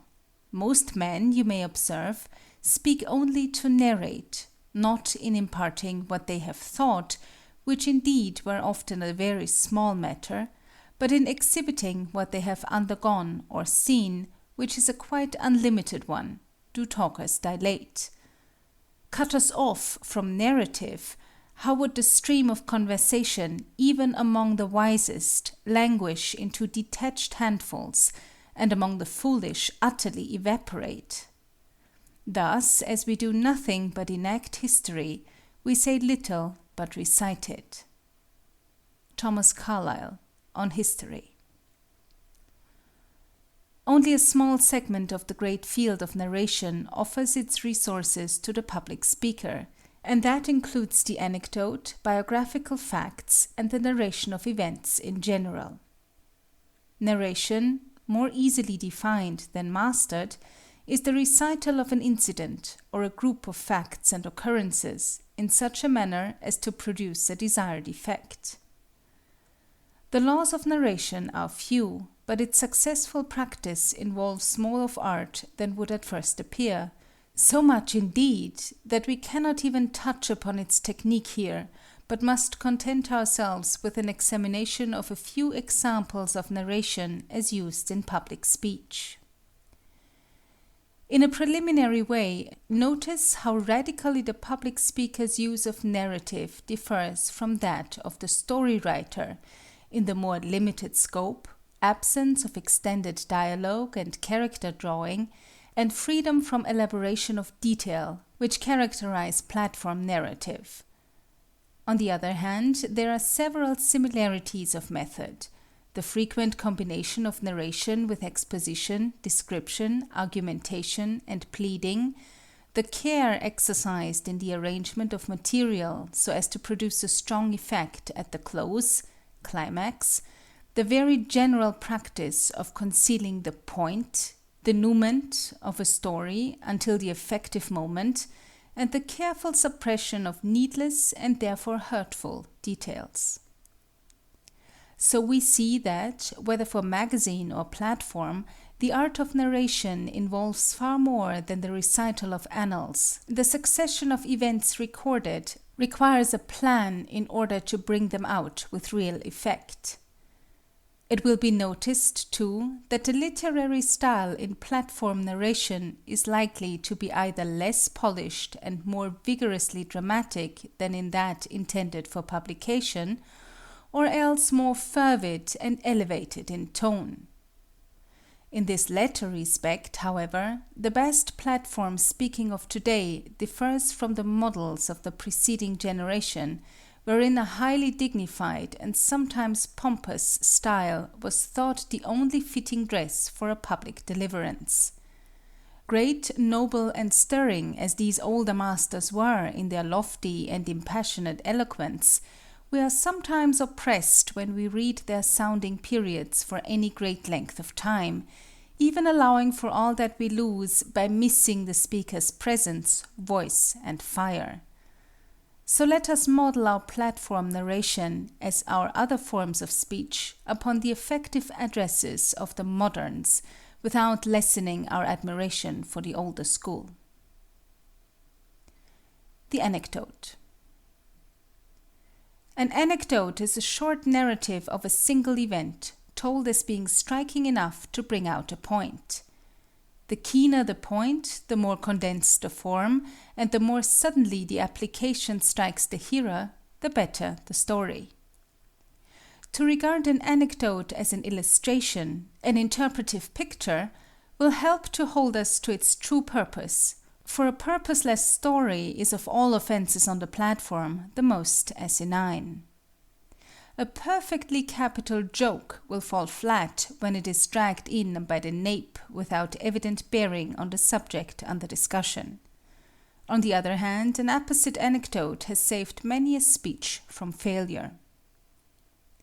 Quote, "There is no finer opportunity for the display of tact than in the introduction of witty or humorous stories into a discourse. Wit is keen and like a rapier, piercing deeply, sometimes even to the heart. Humor is good-natured and does not wound. Wit is founded upon the sudden discovery of an unsuspected relation existing between two ideas. Humor deals with things out of relation, with the incongruous. It was wit in Douglas Jerrold to retort upon the scowl of a stranger whose shoulder he had familiarly slapped, mistaking him for a friend, quote, 'I beg your pardon, I thought I knew you, but I'm glad I don't.' End quote. It was humor in the Southern orator John Wise to liken the pleasure of spending an evening with a Puritan girl to that of sitting on a block of ice in winter, cracking hailstones between his teeth." End quote. The foregoing quotation has been introduced chiefly to illustrate the first and simplest form of anecdote, the single sentence embodying a pungent saying. Another simple form is that which conveys its meaning without need of application, as the old preachers used to say. George Ade has quoted this one as the best joke he ever heard. Two solemn-looking gentlemen were riding together in a railway carriage. One gentleman said to the other, "Is your wife entertaining this summer?" Whereupon the other gentleman replied, "Not very." Other anecdotes need harnessing to the particular truth the speaker wishes to carry along in his talk. Sometimes the application is made before the story is told and the audience is prepared to make the comparison, point by point, as the illustration is told. Henry W. Grady used this method in one of the anecdotes he told while delivering his great extemporaneous address, "The New South." Age does not endow all things with strength and virtue, nor are all new things to be despised. The shoemaker who put over his door, "John Smith's shop, founded 1760, was more than matched by his young rival across the street, who hung out this sign: "Bill Jones, established 1886. No old stock kept in this shop." In two anecdotes told also in The New South, Mr. Grady illustrated another way of enforcing the application. In both instances he split the idea he wished to drive home, bringing in part before and part after the recital of the story. The fact that the speaker misquoted the words of Genesis in which the ark is described did not seem to detract from the burlesque humor of the story. "I bespake the utmost stretch of your courtesy tonight. I am not troubled about those from whom I come. You remember the man whose wife sent him to a neighbor with a pitcher of milk, who, tripping on the top step, fell, with such casual interruptions as the landings afforded, into the basement, and, while picking himself up, had the pleasure of hearing his wife call out, 'John, did you break the pitcher?' 'No, I didn't,' said John, 'but I be dinged if I don't.' So, while those who call to me from behind may inspire me with energy, if not with courage, I ask an indulgent hearing from you. I beg that you will bring your full faith in American fairness and frankness to judgment upon what I shall say. There was an old preacher once who told some boys of the Bible lesson he was going to read in the morning. The boys, finding the place, glued together the connecting pages. The next morning he read on the bottom of one page, "When Noah was 120 years old, he took unto himself a wife, who was," then turning the page, "140 cubits long, 40 cubits wide, built of gopher wood, and covered with pitch inside and out." He was naturally puzzled at this. He read it again, verified it, and then said, "My friends, this is the first time I ever met this in the Bible, but I accept it as an evidence of the assertion that we are fearfully and wonderfully made. If I could get you to hold such faith tonight, I could proceed cheerfully to the task I otherwise approach with a sense of consecration." Now and then a speaker will plunge without introduction into an anecdote, leaving the application to follow. The following illustrates this method. A large, slew-footed darky was leaning against the corner of the railroad station in a Texas town when the noon whistle in the canning factory blew and the hands hurried out, bearing their grub buckets. The darky listened, with his head on one side, until the rocketing echo had quite died away. Then he heaved a deep sigh and remarked to himself, "Thar she go. Dinner time for some folks, but just 12 o'clock for me." That is the situation in thousands of American factories, large and small, today. And why? Etc., etc. Doubtless, the most frequent platform use of the anecdote is in the pulpit. The sermon illustration, however, is not always strictly narrative in form, but tends to extended comparison, as the following from Dr. Alexander Maclaren. Men will stand as Indian fakirs do, with their arms above their heads until they stiffen there.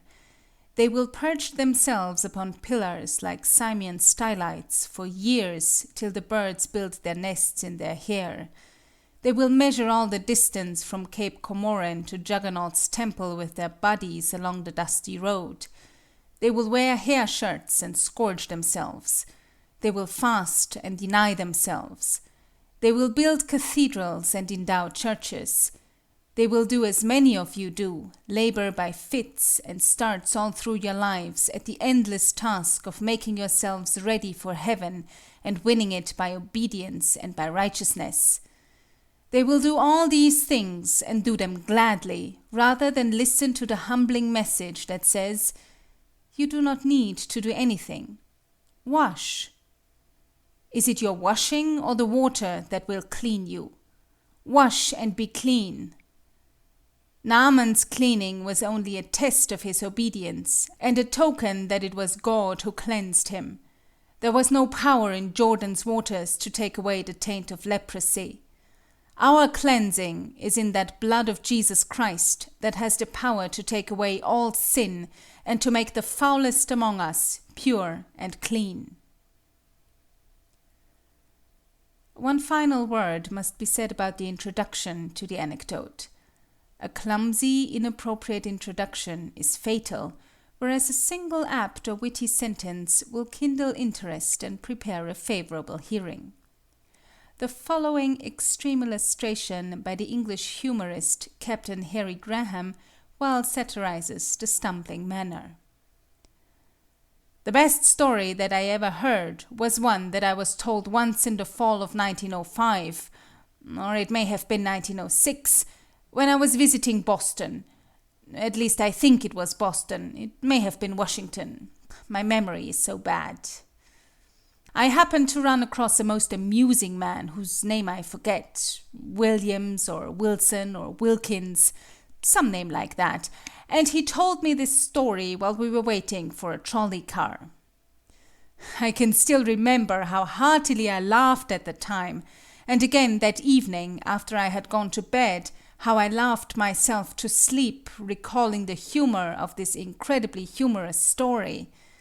It was really quite extraordinarily funny. In fact, I can truthfully affirm that it is quite the most amusing story that I have ever had the privilege of hearing. Unfortunately, I have forgotten it. Biographical facts. Public speaking has much to do with personalities. Naturally, therefore, the narration of a series of biographical details, including anecdotes among the recital of interesting facts, plays a large part in the eulogy, the memorial address, the political speech, the sermon, the lecture, and other platform deliverances. Whole addresses may be made up of such biographical details, such as a sermon on Moses or a lecture on Lee. The following example is in itself an expanded anecdote, forming a link in a chain.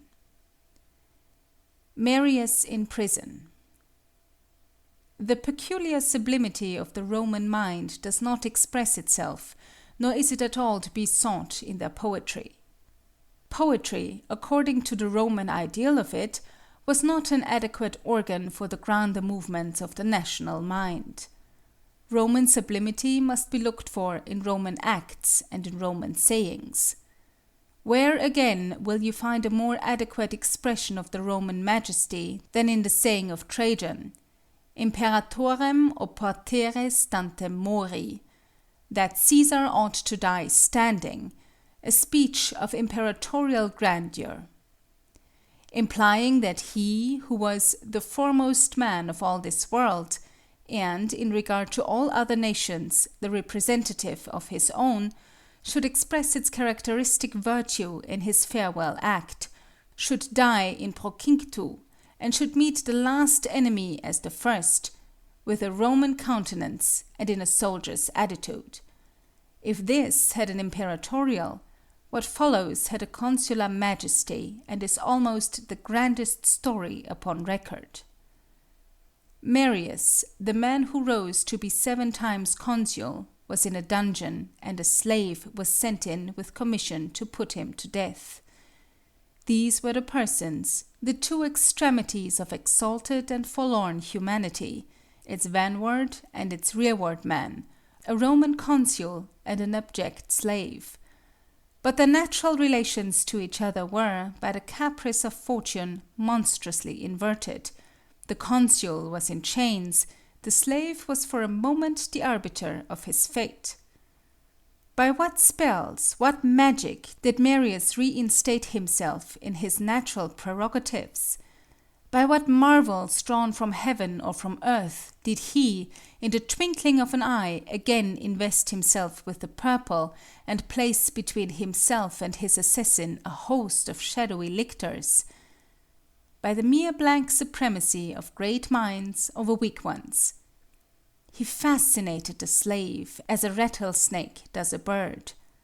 Standing like Tenerife, he smote him with his eye and said, Tune, homo, audes occidere Gaius Marium?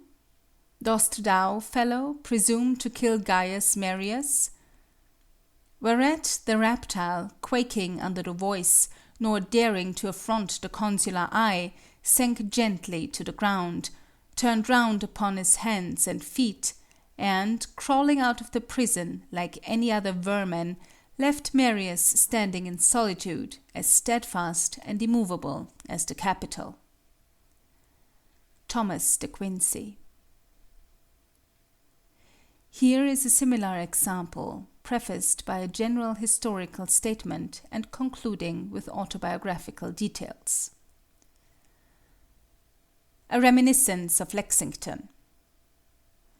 One raw morning in spring, it will be 80 years the 19th day of this month, Hancock and Adams, the Moses and Aaron of that great deliverance, were both at Lexington. They also had obstructed an officer with brave words. British soldiers 1,000 strong came to seize them and carry them oversea for trial, and so nipped the bud of freedom auspiciously opening in that early spring. The town militia came together before daylight for training. A great tall man with a large head and a high wide brow, their captain, one who had seen service, marshaled them into line, numbering but 70, and bade every man load his piece with powder and ball. I will order the first man shot that runs away, said he, when some faltered. Don't fire unless fired upon, but if they want to have a war, let it begin here. Gentlemen, you know what followed. Those farmers and mechanics fired the shot heard round the world. A little monument covers the bones of such as before had pledged their fortune and their sacred honor to the freedom of America, and that day gave it also their lives. I was born in that little town and bred up amid the memories of that day. When a boy, my mother lifted me up one Sunday in her religious, patriotic arms and held me while I read the first monumental line I ever saw: "Sacred to liberty and the rights of mankind." Since then I have studied the memorial marbles of Greece and Rome in many an ancient town, nay, on Egyptian obelisks have read what was written before the Eternal raised up Moses to lead Israel out of Egypt, but no chiseled stone has ever stirred me to such emotion as these rustic names of men who fell in the sacred cause of God and their country. Gentlemen, the spirit of liberty, the love of justice, were early fanned into a flame in my boyish heart. That monument covers the bones of my own kinsfolk. It was their blood which reddened the long green grass at Lexington.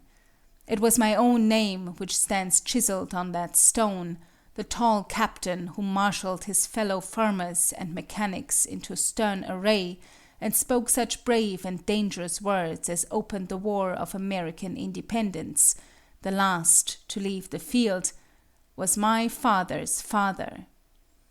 I learned to read out of his Bible, and with a musket he that day captured from the foe, I learned another religious lesson, that rebellion to tyrants is obedience to God. I kept them both, sacred to liberty and the rights of mankind, to use them both in the sacred cause of God and my country. Theodore Parker. Narration of events in general. In this wider, emancipated narration, we find much mingling of other forms of discourse, greatly to the advantage of the speech, for this truth cannot be too strongly emphasized. The efficient speaker cuts loose from form for the sake of a big, free effect. The present analyses are for no other purpose than to acquaint you with form. Do not allow any such models to hang as a weight about your neck. The following pure narration of events from George William Curtis's Paul Revere's Ride varies the biographical recital in other parts of his famous oration. That evening, at 10 o'clock, 800 British troops under Lieutenant Colonel Smith took boat at the foot of the Common and crossed to the Cambridge shore. Gage thought his secret had been kept, but Lord Percy, who had heard the people say on the Common that the troops would miss their aim, undeceived him. Gage instantly ordered that no one should leave the town.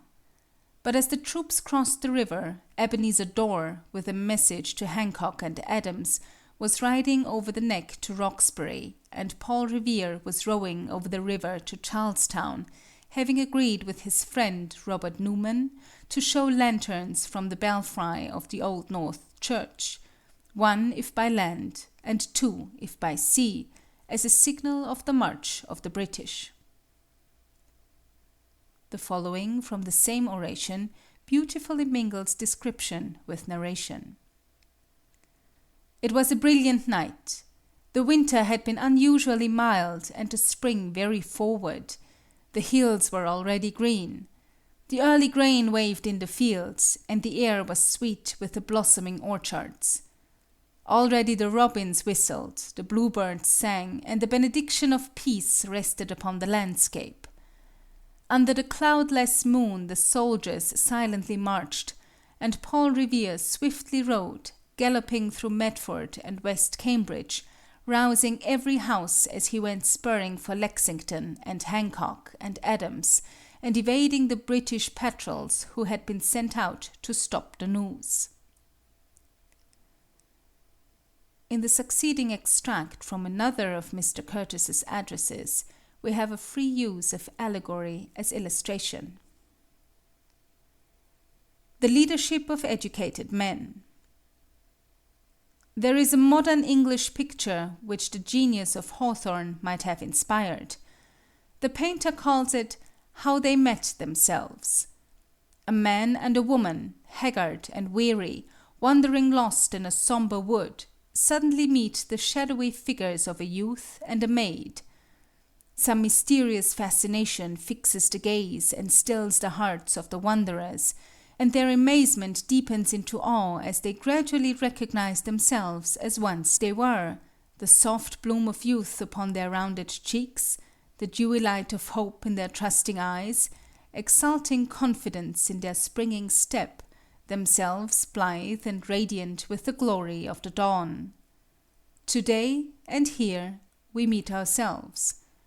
Not to these familiar scenes alone, yonder college green with its reverent traditions, the halcyon cove of the Seekonk upon which the memory of Roger Williams broods like a bird of calm, the historic bay beating forever with the muffled oars of Barton and of Abraham Whipple, here the humming city of the living, there the peaceful city of the dead.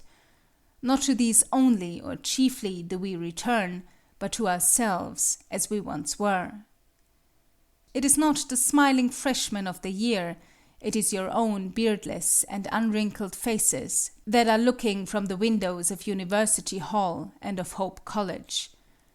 Under the trees upon the hill it is yourselves whom you see walking, full of hopes and dreams, glowing with conscious power and nourishing a youth sublime, and in this familiar temple, which surely has never echoed with eloquence so fervid and inspiring as that of your commencement orations, it is not yonder youths in the galleries who, as they fondly believe, are whispering to yonder maids, it is your younger selves who, in the days that are no more, are murmuring to the fairest mothers and grandmothers of those maids. Happy the worn and weary man and woman in the picture could they have felt their older eyes still glistening with that earlier light, and their hearts yet beating with undiminished sympathy and aspiration. Happy we, brethren, whatever may have been achieved, whatever left undone, if, returning to the home of our earlier years, we bring with us the illimitable hope, the unchilled resolution, the inextinguishable faith of youth. George William Curtis. Questions and exercises. 1. Clip from any source 10 anecdotes and state what truths they may be used to illustrate. 2. Deliver 5 of these in your own language without making any application. 3. From the 10, deliver 1 so as to make the application before telling the anecdote. 4. Deliver another so as to split the application. 5. Deliver another so as to make the application after the narration. 6. Deliver another in such a way as to make a specific application needless. 7. Give 3 ways of introducing an anecdote by saying where you heard it, etc. 8. Deliver an illustration that is not strictly an anecdote in the style of Curtis's speech on page 259. 9. Deliver an address on any public character using the forms illustrated in this chapter. 10. Deliver an address on some historical event in the same manner. 11. Explain how the sympathies and viewpoint of the speaker will color an anecdote, a biography, or a historical account. 12. Illustrate how the same anecdote or a section of a historical address may be given 2 different effects by personal prejudice. 13. What would be the effect of shifting the viewpoint in the midst of a narration? 14. What is the danger of using too much humor in an address? Too much pathos? End of section 21.